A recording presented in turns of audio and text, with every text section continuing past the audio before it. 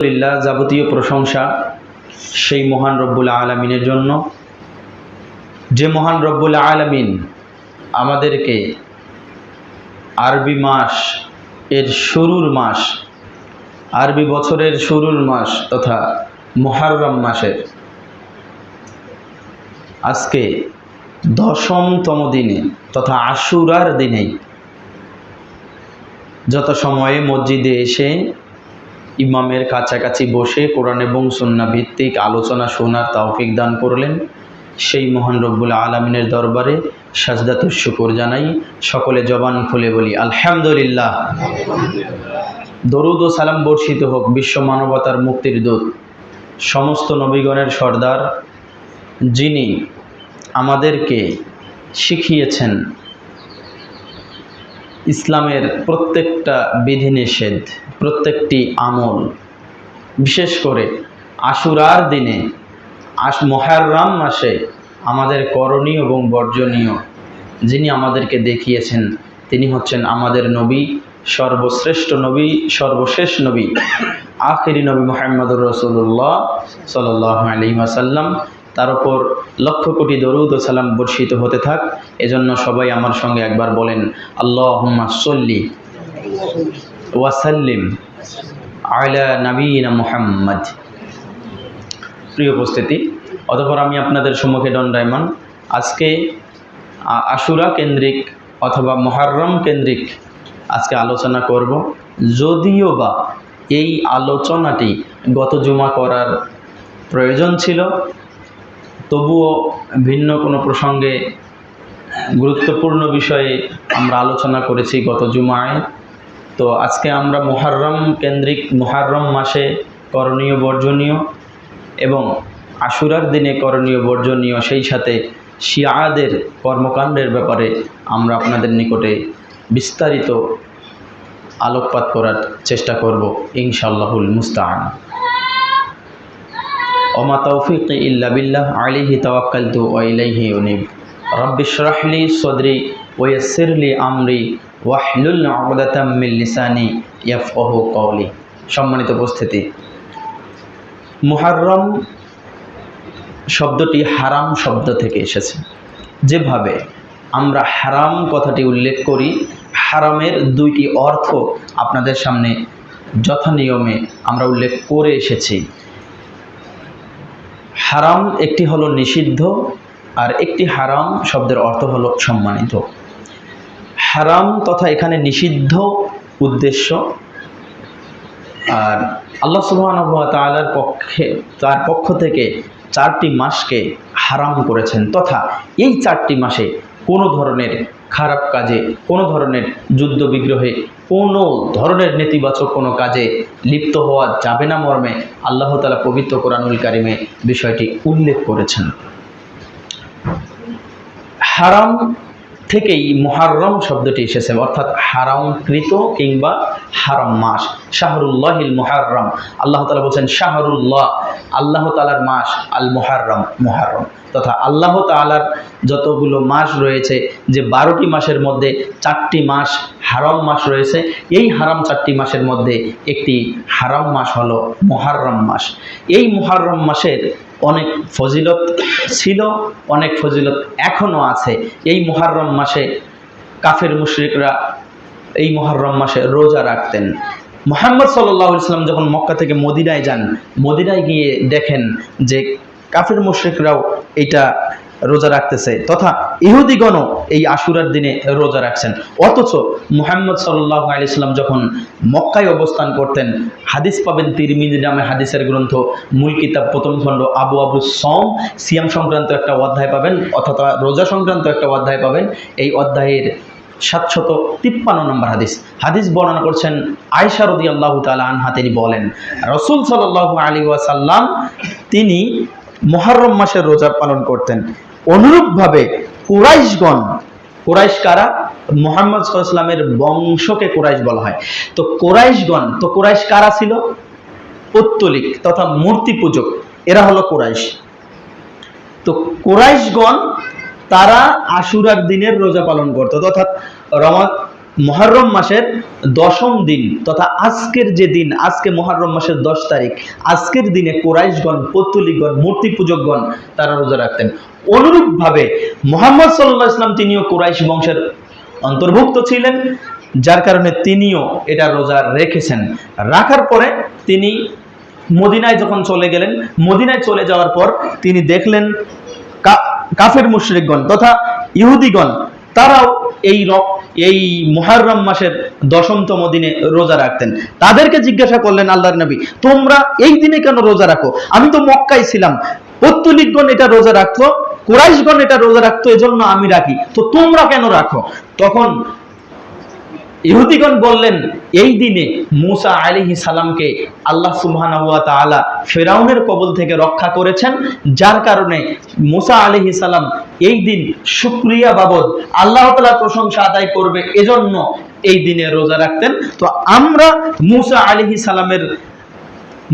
সালামের উম্মত, আমরা মুসা আলাইহিস সালামের অনুসারী, তাই আমরা এই দিনে রোজা রাখি।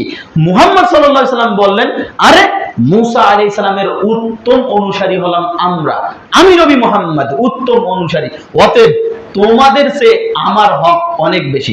এরপরে মুহাম্মদ সাল্লাল্লাহু আলাইহি সাল্লাম এই দিনে মুসা আলাইহিস সালামকে অনুসরণ করতে হবে মনে, মুসা আলাইহিস সালামের সুন্নতি পদ্ধতিতে রোজা রাখতে হবে মর্মে, মুসা আলাইহিস সালামের শুকরিয়া বাবদ তিনি যে রোজা রাখতেন, এই রোজাকে লক্ষ্য করার, এই রোজাকে টিকিয়ে রাখার জন্য তিনি রোজা রাখলেন এবং তার সঙ্গী সাথী সাহাবীকে তিনিও রোজা রাখতে বললেন।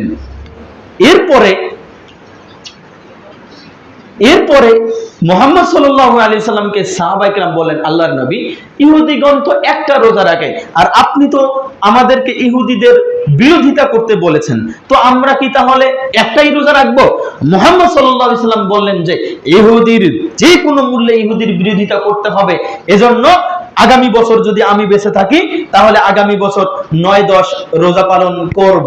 তো মুহাম্মদ সাল্লাল্লাহু আলাইহি ওয়াসাল্লাম আগামী বছর 9-10 রোজা পালন করতে পারলেন না, তিনি মৃত্যুবরণ করলেন। কিন্তু রোজা চললই। আমি যদি আপনাকে একটা স্পষ্ট হাদিস দেখাই, এটা তো তিনি তখন বলেছেন, আমি যদি আপনাকে একটা হাদিস দেখাই, তিরমিজি একই অধ্যায় একই অনুচ্ছেদের 754 নম্বর হাদিস, আল্লাহর নবী সাল্লাল্লাহু আলাইহি সাল্লামের সাহাবী আনাস বিন মালিক রাদিয়াল্লাহু তাআলা আব্দুল্লাহ ইবনে আব্বাস রাদিয়াল্লাহু তাআলা আনহুকে একজন তাবিঈ জিজ্ঞাসা করছেন। তাবিঈ মানে মুহাম্মদ সাল্লাল্লাহু আলাইহি ওয়াসাল্লামকে নিজ চোখে যারা দেখছেন তারা হলেন সাহাবী, আর ঈমান অবস্থায়, আর সাহাবীদেরকে ঈমান অবস্থায় যারা প্রত্যক্ষ করেছেন তারা দেখেছেন তারা হলেন তাবিঈ। তো এই তাবিঈগণের মধ্য থেকে একজন তাবিঈ আব্দুল্লাহ ইবনে আব্বাসকে জিজ্ঞাসা করলেন, আব্দুল্লাহ ইবনে আব্বাস, মুহাম্মদ সাল্লাল্লাহু আলাইহি ওয়াসাল্লাম কিভাবে আশুরার রোজা পালন করতেন আমাদেরকে একটু বলেন তো, আমরা তো আর মুহাম্মদ সাল্লাল্লাহু আলাইহি ওয়াসাল্লামকে দেখিনি, আমাদেরকে একটু বলেন তো। তখন আব্দুল্লাহ ইবনে আব্বাস রাদিয়াল্লাহু তাআলা আনহু তিনি বলেন, মুহাম্মদ সাল্লাল্লাহু আলাইহি ওয়াসাল্লাম আশুরার দিনে 9তম দিন থেকে রোজা পালন করতেন এবং 10তম দিনও তিনি রোজা রাখতেন। তার মানে বোঝা গেল মুহাম্মদ সাল্লাল্লাহু আলাইহি ওয়াসাল্লাম 9ম এবং 10ম দিনে, আশুরার দিনে 9ম এবং 10ম, তথা গতকালকে 9 তারিখ গিয়েছে বৃহস্পতিবার, আজকে 10 তারিখ শুক্রবার, এই দুইটা দিন তিনি রোজা পালন করতেন। বাইহাকি নামে একটা হাদিসের গ্রন্থ আছে, বাইহাকিতে হাদিস বর্ণিত হয়েছে, সাহাবায়ে কেরাম তারা যদি 9 তারিখ তাদের রোজা ছুটে যেত তাহলে তারা 10 এবং 11 তারিখ রাখতেন, অর্থাৎ আজকের দিনে হলো 10 তারিখ, আগামীকালকে শনিবার, সেদিন হলো 11 তারিখ, এই 10 এবং 11 তারিখ তারা রোজা পালন করতেন। এইটা হলো আশুরার দিনের তথা মুহররম মাসের প্রাথমিক একটি আমল। আল্লাহর নবী সাল্লাল্লাহু আলাইহি ওয়াসাল্লাম এই আমল করেছেন, সাহাবায়ে কেরাম করেছেন, তাবিঈগণ করেছেন, সালাফগণ করেছেন, আমাদের পূর্বসূরিগণ তারা করেছেন। এই আমল অনেক গুরুত্বপূর্ণ। আল্লাহর নবী সাল্লাল্লাহু আলাইহি ওয়াসাল্লামের একটি হাদিস শোনাই, সহিহ মুসলিমের হাদিস, আবু দাউদ থেকে শোনাচ্ছি। আবু দাউদ নামে একটা হাদিসের গ্রন্থ, আবু সম, রোজা সংক্রান্ত একটা অধ্যায়ের শিরোনাম পাবেন, বাবু সিয়ামি মুহররম মাসের রোজা সংক্রান্ত একটা অনুচ্ছেদ পাবেন। এই অনুচ্ছেদের 2432 নম্বর হাদিস বর্ণনা করছেন আবু হুরায়রা রাদিয়াল্লাহু তাআলা আনহু, তিনি বলেন, রাসূল সাল্লাল্লাহু আলাইহি ওয়াসাল্লাম বলেছেন, সিয়াম তথা রোজা বাদা শাহরির রমাদান মাসের রোজার চেয়ে, রমাদান মাসের চেয়ে রমাদান মাসে আফজালুস সিয়ামি বাদা শাহরি রমাদান, রমাদান মাসের সিয়ামের চেয়ে অধিক ফজিলতপূর্ণ সিয়াম হলো শাহরুল্লাহিল মুহাররম, মুহাররম মাসের সিয়াম তথা মুহাররম মাসের রোজা। সুবহানাল্লাহ বলেন। তাহলে রমাদান মাসের পরে যে রোজাটা সবচেয়ে বেশি ফজিলতপূর্ণ রোজা, সেটা কোন মাসের রোজা? মুহররম মাসের। বলেন না কোন মাসের রোজা? মুহররম মাসের রোজা। এর পরের বাক্যে আল্লাহ রাসূল সাল্লাল্লাহু আলাইহি ওয়াসাল্লাম বলেন, আফজালুস সালাতি বাদাল মাফরুদাতি, ফরজ নামাজগুলোর পরে অধিক ফজিলতপূর্ণ নামাজ হলো, ফরজ নামাজগুলোর পরে অধিক ফজিলতপূর্ণ নামাজ হলো লাইলাতুম সালাতুম মিনাল লাইল, রাতের নামাজ। ফরজ নামাজগুলোর চেয়ে অধিক ফজিলতপূর্ণ নামাজ হলো রাতের নামাজ। হাদিস সহিহ মুসলিম। তাহলে বোঝা যাচ্ছে মুহররম মাসের রোজা এবং রাতের নামাজ, এই দুইটা নামাজ, নামাজের মধ্যে ফরজ নামাজের চেয়ে উত্তম নামাজ হলো রাতের নামাজ, আর রমজান মাসের রোজার চেয়ে, রমজান মাসের রোজার পরে অধিক ফজিলতপূর্ণ রোজা হলো মুহররম মাসের রোজা। তো আমরা হয়তো যেহেতু গত জুমায় আলোচনা করিনি, অনেকে রিমাইন্ড হননি, আবার অনেকেই হয়তো বা রোজা আছেন, যদিও বা আমি পার্সোনালি গতকাল রোজা ছিলাম এবং আজকেও রোজা আছি। দুই একজনকে জিজ্ঞাসা করলাম আমলওয়ালা ব্যক্তি, তারা বলছে এত বড় দিন, গরমের দিন, লম্বা দিন, আমি রোজা রাখতে পারবো না। 2-4 দিন 5 দিন যদি আপনি না খেয়েও থাকেন, আপনি মরবেন না। আপনি মরবেন না তো, কারণ মানুষ না খেয়ে থাকলে এত সহজে মরবে না, কিন্তু বেশি খেলে মানুষ মারা যাবে। সম্মানিত উপস্থিতি, তাকওয়া এটা ভিন্ন জিনিস। আল্লাহকে সন্তুষ্ট করে আমল করা এটা ভিন্ন জিনিস। রসুলের প্রেম দেখানো এটা ভিন্ন জিনিস। সম্মানিত উপস্থিতি, আমি এখন এই মুহূর্তে আপনাকে মুহররম মাসের কিছু গল্প শোনাতে চাচ্ছি। এটা বলে আমি এই আশুরার দিনের রোজার যে ফজিলত আছে, এই ফজিলত আমি সর্বশেষ আপনাদের নিকটে বলার চেষ্টা করব। আমরা পূর্বে যে 2-3টি হাদিস আপনাদেরকে শোনালাম, এই হাদিস থেকে এটি প্রতীয়মান হয় যে মুহাম্মদ সাল্লাল্লাহু আলাইহি সাল্লাম এবং তার বংশ কুরাইশ, এমনকি মদিনার কাফের মুশরিকগণ, তারাও আশুরার দিনে রোজা রাখতেন। এটা প্রমাণিত হচ্ছে না হাদিস থেকে? কিন্তু আমাদের মধ্য থেকে কিছু মুসলমান যারা কিনা জানে আশুরার রোজা কারবালায় ইমাম হাসান হোসেন শহীদ হওয়ার পরে, তারপরে আশুরার রোজা আসছে। কারণ আমাদের মাঝে এই রকম গল্প একাধিকবার বলা হয়েছে। মসজিদে, মাঠে, ঘাটে, ওয়াজ, নসিহত, সেমিনার, যত কিছু আছে সবখানে মিথ্যা গল্প শুনিয়ে আপনাদেরকে এটা বুঝিয়েছে যে হাসান এবং হোসাইনের যে ঘটনা, কারবালার যে ঘটনা, এর পরে থেকে আশুরার রোজাটা রাখতে হয়। আপনিও জানেন, হ্যাঁ আসলে এত বড় হুজুর কি মিথ্যা কথা বলতে পারে? কুয়াকাটা থেকে এত বড় হুজুর আসছে, যার মূল্য 1 ঘন্টা বক্তব্য দিবে, যার মূল্য হলো 1.5 লক্ষ টাকা, সে কি আর মিথ্যা কথা বলতে পারে? ওই যে ভৈরব থেকে আসতো একজন বক্তা, যার মূল্য 70,000 টাকা, 1 ঘন্টা ওয়াজ করবে, সে কি আর মিথ্যা কথা বলতে পারে? এত চমৎকার করে সুর দিয়ে কথা বলছে, এত চমৎকার করে কথা বলছে, আমাদেরকে হাসাচ্ছে, কাঁদাচ্ছে, মায়ের গল্প, মামার গল্প, খালার গল্প, মাসির গল্প, হরিণের গল্প, মশার গল্প, আরো কত কি গল্প করে আপনাকে হাসাচ্ছে, কাঁদাচ্ছে। এত বড় আলেম, এত বড় একটা টুপি পরছে, এত বড় একটা জুব্বা পরছে, সে কি মিথ্যা কথা বলতে পারে? কথা সত্যই। আর আপনি এত কম বয়সে, আপনার হাইটও কম, শিক্ষাও কম, বুদ্ধিও কম, বিদ্যাও কম, আর আপনি এসে বলতেছেন যে এগুলো কথা আর আমরা মেনে নিলাম। কথা যদি রসুল সাল্লাল্লাহু আলাইহি সাল্লামের হয়, সেটা ছোট বাচ্চা বললেও সেটা আপনি মানতে বাধ্য। আর যদি কথা রাসূলুল্লাহ সাল্লাল্লাহু আলাইহি সাল্লামের না হয়, অন্য কোনো ব্যক্তির হয়, নিজের বানানো কোনো পদ্ধতিতে কথা হয়, কোনো গাউস, কুতুব, ওলি, আউলিয়ার ভ্রান্ত কোনো কথা হয়, আর সেটা যদি কাবা শরীফের ইমামও যদি বলে, সেটাও মিথ্যা।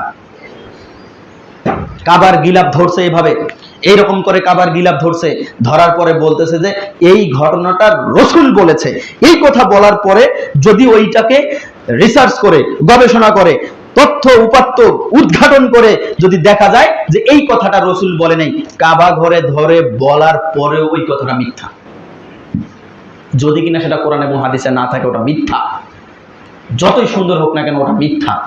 সম্মানিত উপস্থিতি, আপনাদেরকে ঘটনা শুনিয়েছে ইয়াজিদের নামে, আপনাদেরকে ঘটনা শুনিয়েছে মুয়াবিয়ার নামে।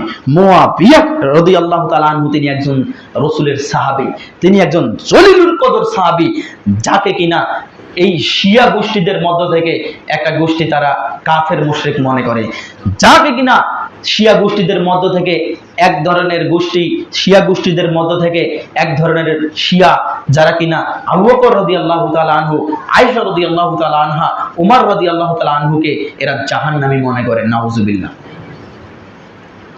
আজকের এই দিনে, আশুরার দিনে আমি এখন যে বক্তব্য দিচ্ছি, এই সময় থেকে একটু পরে, আধা ঘন্টা পরে কিংবা 1 ঘন্টা পরে আপনারা দেখবেন ঢাকা শহর, চট্টগ্রাম, সিলেট যেখানেই শিয়া রয়েছে, আমার গ্রামের বাসা হচ্ছে রংপুর, এটা তো হলো ঠাকুরগাঁও, গ্রামের বাসা হলো রংপুর, রংপুরের মধ্যে শিয়া আছে, তারাও আজকে তাজিমি মানে ইয়া করবে, রাস্তায় মিছিল করবে, তারা আজকে এরকম করে হাতের মধ্যে যত চাবুক, যত কিছু চেন টেন যা আছে সব নিয়ে এরকম করবে, হাই হাসান, হাই হুসাইন, এগুলো প্রত্যেকটাই হলো হারাম। এটা কোনোদিনই ইবাদত হতে পারে না।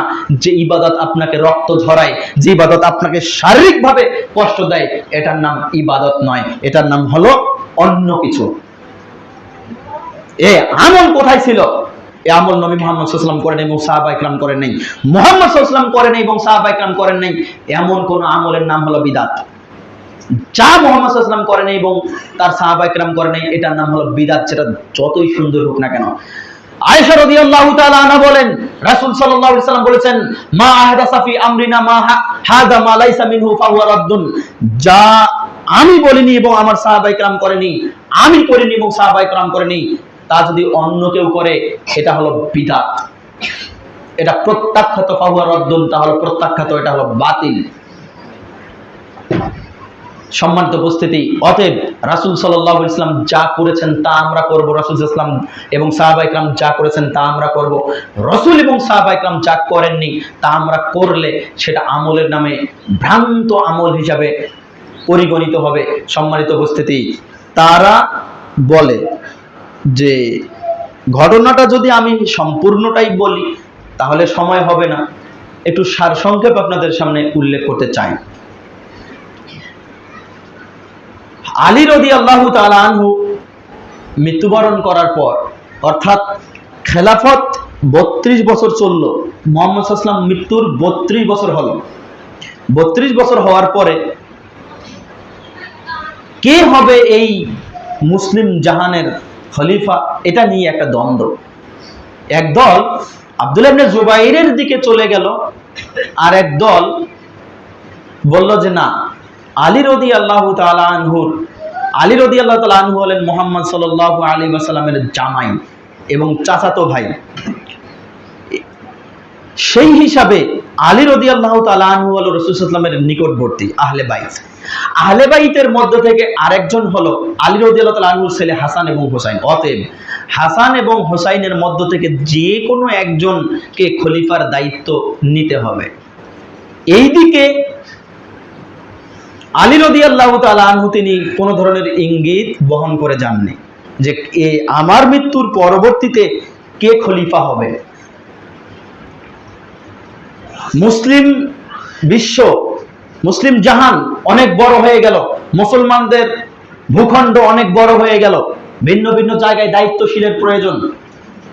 তখন হুসাইন রাদিয়াল্লাহু তাআলা আনহুকে ডাকলেন ইরাকের মধ্যে, তাকে না যাওয়ার জন্য অনেক সাহাবী নিষেধ করলেন যে না, আপনি ওখানে যাইন না, আপনি সমঝোতা করতে যাইন না। তাকে কিন্তু হত্যা করার জন্য ডাকা হয়নি, তাকে ডাকা হয়েছে যে আমরা সমঝোতায় আসি। হুসাইন রাদিয়াল্লাহু তাআলা আনহুকে নিষেধ করা হলো এবং জান্নাতের শুভ সংবাদ প্রাপ্ত সাহাবী তারা পর্যন্ত নিষেধ করলেন যে না, আপনি যাইন না, কারণ আপনি যাওয়ার পরে যদি কোনো ধরনের ক্ষতি হয়, তাহলে এই ক্ষতিপূরণটা কে দিবে? যার কারণে তাকে কিন্তু যাইতে নিষেধ করলেন। তিনি সবার নিষেধকে উপেক্ষা করে তিনি গেলেন, যে না, এই যে এখন রানিং যে মারামারি কাটাকাটি, মানুষের মাঝে অশান্তি, কোনো ধরনের কোনো আমির নেই, কোনো ধরনের প্রধানমন্ত্রী নেই, কার নির্দেশে চলবে? অতএব এইটা যত তাড়াতাড়ি এই সমস্যাটা সমাধান করা যায় আমি করব। আমি চলে গেলাম। তিনি ইরাকের মধ্যে চলে যাচ্ছেন। যাওয়ার পরে সেখানে আমিরে মুয়াবিয়ার সন্তান ইয়াজিদ, তিনি সেনাপতি, ওনার আন্ডারে একজন নাম ছিল শিমর। এই ব্যক্তি তিনি ইয়াজিদ এবং মুয়াবিয়ার অনুমতি বাদেই হোসেন রাদিয়াল্লাহু তাআলা আনহুকে বন্দী করেন। বন্দী করার পরে হোসেন রাদিয়াল্লাহু তাআলা আনহু তিনি বলেন যে তোমরা আমাকে বন্দী করলা কেন? তোমাকে আমরা হত্যা করব, কারণ তোমার চেহারা আর মুহাম্মদ সাল্লাল্লাহু আলাইহি ওয়াসাল্লামের চেহারার মধ্যে কোনো পার্থক্য নেই। সুবহানাল্লাহ। সে ছিল ইহুদিদের মধ্য থেকে একজন গুপ্তচর। সে এ কথা বলতেছে যে তোমার চেহারা মুহাম্মাদের চেহারার সাথে মিলে গিয়েছে, অতএব মুহাম্মাদকে হত্যা করতে পারেনি, আজকে তোমাকে হত্যা করব। তিনি বললেন যে শোনো, আমি আহলে বাইত, আমি তোমাদের কোনো ক্ষতি করিনি, অতএব তোমরা আমার ক্ষতি করিও না, তোমরা আমাকে একটা চান্স দাও। যে কি চান্স বলো? তো বলছে যে আমি আমার এই জায়গা থেকে আমি আর আমার মাতৃভূমিতে ফেরত যাব না, এইটা তুমি আমাকে চান্স দাও। আর এখান থেকে যে আমি ফিরে যাব না, আমি এই পুরা এলাকায় আমি থাকবো না, কারণ আমি থাকলে, আমি যেহেতু রসুলের নাতি, অতএব আমার নিকটে অনেক মানুষ আসবে বায়াত নিতে, এজন্য আমি বায়াত দিব না, আমাকে বর্ডার কোনো এলাকায় যাওয়ার পারমিশন দাও। কিন্তু তারা কোনো পারমিশন দেয় নাই। 2 নম্বর তিনি যেটা আপত্তি করছিলেন বা তিনি ইচ্ছা করেছিলেন যে তোমরা আমাকে আমিরে মুয়াবিয়ার নিকটে নিয়ে যাও, বলছে এটা সম্ভব না। আমিরে মুয়াবিয়ার নিকটে নিয়ে গেলে আমিরে মুয়াবিয়া তোমার হাতে বায়াত নিবে, মানে খলিফা, তিনি তোমার হাতে বায়াত নিবে, অতএব আমরা তখন তোমার আদেশ মানতে বাধ্য, এজন্য তোমাকে সেখানে নিয়ে যাওয়া হবে না। মুয়াবিয়া রাদিয়াল্লাহু তাআলা আনহু এবং ইয়াজিদ, এদের দুজনের অগোচরে হোসেন রাদিয়াল্লাহু তাআলা আনহুকে কারবালায় শহীদ করা হলো, হত্যা করা হলো। তারা জানে না। আর শিয়া গোষ্ঠী তারা হোসেন রাদিয়াল্লাহু তাআলা আনহুর মৃত্যুর দায়ভার পুরাটাই মুয়াবিয়া এবং ইয়াজিদের হাতে দিল। আর এইটার নামে যে বই বিষাদ সিন্ধু আমাদের মাঝে চলে, আমাদের মুরব্বীরাও অনেকে এই ঘটনা জানে যে তাহলে হোসেন রাদিয়াল্লাহু তাআলা আনহুর সাথে হত্যার সাথে জড়িত ইয়াজিদ এবং মুয়াবিয়া, না, অসম্ভব। এ ঘটনা ভুল, মিথ্যা। এতদিন থেকে গবেষণা হয়নি, যার কারণে সঠিকটা উঠে আসেনি। সম্মানিত উপস্থিতি, এই হলো সংক্ষিপ্ত ঘটনা। এর পরে কিছু শিয়া যারা বলে যে যেহেতু হোসেন রাদিয়াল্লাহু তাআলা আনহুকে এই দিনে, আর ওই যে যেদিন হত্যা করা হয়, যেদিন শাহাদাত বরণ করে, ওই দিন ছিল মুহররম মাসের আশুরা তথা 10ম দিন, আজকের যেদিন, এই দিন। তো তারা বলে আজকের এই দিনে যেহেতু হোসেন রাদিয়াল্লাহু তাআলা আনহুকে হত্যা করা হয়েছে, শাহাদাত বরণ করা হয়েছে, তিনি শাহাদাত বরণ করেছে, অতএব এই দিনের জন্য আশুরার রোজা। আসলে কি এই দিনের জন্য আমরা আশুরার রোজা রাখি? আমরা যে আপনাদের নিকট 2-3টা হাদিস বর্ণনা করেছি, এটা কি সেটাই প্রমাণ করে? যদি তাই হয়, যদি সেটাই হইতো, মুহাম্মদ সাল্লাল্লাহু আলাইহি সাল্লামের মৃত্যুর পরে শরীয়তে সামান্য পরিমাণ ঢোকানো কিংবা যোজন কিংবা বিয়োজন চলবে? মুহাম্মদ সাল্লাল্লাহু আলাইহি সাল্লামের মৃত্যু, তিনি মৃত্যুবরণ করেছেন 11তম হিজরিতে, আর আজকে 1448 হিজরি। তাহলে ধরেন আজ থেকে 1437 বছর আগে মৃত্যুবরণ করেছেন। 1437 বছর আগে যেদিন মৃত্যুবরণ করেছেন, ওই দিনে ওহীর দরজা বন্ধ। ওই দিন থেকে আর কোনো বিধান নাজিল হবে না। আল্লাহ তাআলা বলছেন আল-ইয়াওমা আকমালতু লাকুম দীনাকুম, আজকে থেকে আমি তোমাদের দিনকে পরিপূর্ণ করে দিলাম। তো দিন পরিপূর্ণ। 1 গ্লাস পানির মধ্যে, 1 গ্লাস দুধের মধ্যে যদি আপনি আরো এক গ্লাস বা আরো কোনো কিছু ভর্তি পানি, ভর্তি দুধ আছে, আপনি কোনো কিছু ঢুকাইতে চাচ্ছেন, সেটা কি ঢুকবে? ওটা পরিপূর্ণই তো আছে, খালি থাকলে না হয় ঢুকবে। এক গ্লাস পানির মধ্যে যদি আরেক গ্লাস দুধ দেন, পানিগুলো পড়ে যাবে, দুধগুলো ভিতরে যাবে, অথবা কিছু পানি কিছু দুধ মিশ্রিত হবে। গ্লাসের মধ্যে ঢোকার কোনো বুদ্ধি নেই, কারণ গ্লাস অটোমেটিক পরিপূর্ণ। আল্লাহ তাআলা বলেন আল-ইয়াউমা আকমালতু লাকুম দীনাকুম, আমি তোমাদের জন্য দিনকে পরিপূর্ণ করে দিলাম। অতএব দিন পরিপূর্ণ, এখানে সুইচ পরিমাণ কোন ঢোকার কোনো সুযোগ নেই। অতএব এই আশুরার রোজা হলো মুসা আলাইহিস সালাম তিনি নিজে মুক্তি পেয়েছেন ফিরাউনের কবল থেকে, ওই যে রোজা রাখতেন ওই হিসাবে যে রোজা আসছে মুহাম্মদ সাল্লাল্লাহু আলাইহি ওয়াসাল্লাম রেখেছেন, সাহাবায়ে কেরামকে বলেছেন ওই হিসাবে আমরা রোজা রাখি। আর আশুরার দিনেই আশুরার দিনেই আদম আলাইহিস সালামকে তৈরি করা হয়েছে, পৃথিবীকে তৈরি করা হয়েছে, আবার ওই দিনটাই শুক্রবার ছিল, জান্নাত তৈরি করা হয়েছে, জাহান্নাম তৈরি করা হয়েছে, ওই দিনটাই শুক্রবার ছিল। আজকের যে আশুরার দিন, আজকের এই দিনটাও শুক্রবার, সবকিছু মিলে গেছে। এবং আশুরার দিনেই, এই জুমার দিনেই আবার কিয়ামত সংঘটিত হবে, যার কারণে এই দিন, জুমার দিন আসলে পাহাড় পর্বত, গাছপালা, ঘাস, পশু প্রাণী যা আছে সবাই ভীত সন্ত্রস্ত অবস্থা থাকে যে আজকে নাকি কিয়ামত হয়ে যাচ্ছে।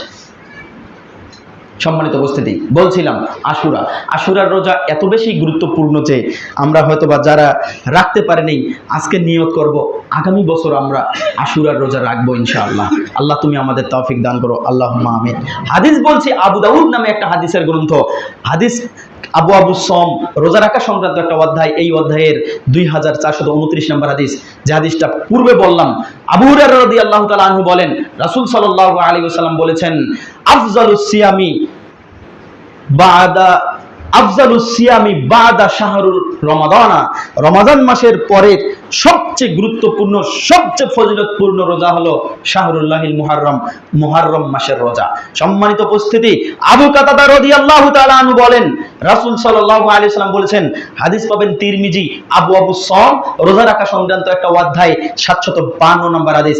আবু কাতাদা রাদিয়াল্লাহু তাআলা আনহু বলেন, রাসূল সাল্লাল্লাহু আলাইহি ওয়াসাল্লাম বলেছেন যে সিয়ামু ইয়াউমি আশুরা, আশুরার দিনের সিয়াম, ইন্নী আহতাসিবু, আমি আল্লাহর নিকটে, ইন্নী আহতাসিবু ইলাল্লাহ, আমি আল্লাহর নিকটে এই মর্মে আশা পোষণ করি যে আইয়ু কাফিরাস সানাতাল্লাতি ক্বাবলা, এই রোজা রাখলে আল্লাহ তাআলা পূর্বের 1 বছরের গুনাহ আল্লাহ তাআলা maaf করে দিবেন। 1 বছরের গুনাহ আল্লাহ তাআলা maaf করে দিবেন আশুরার দিনের রোজা। আবু হুরায়রা, আয়েশা রাদিয়াল্লাহু তাআলা আনহা বলেন, রাসূল সাল্লাল্লাহু আলাইহি ওয়াসাল্লাম বলেছেন, মুহাম্মদ সাল্লাল্লাহু আলাইহি ওয়াসাল্লাম তিনি আশুরার দিনে রোজা রাখতেন, যে হাদিসটা তিরমিজি একই অধ্যায় একই অনুচ্ছেদের 753 নম্বর হাদিস। আয়েশা রাদিয়াল্লাহু তাআলা আনহা বলেন, রাসূল সাল্লাল্লাহু আলাইহি ওয়াসাল্লাম তিনি নিজে আশুরার দিনে রোজা রাখতেন এবং আমাদেরকে আশুরার দিনে রোজা রাখাইতেন।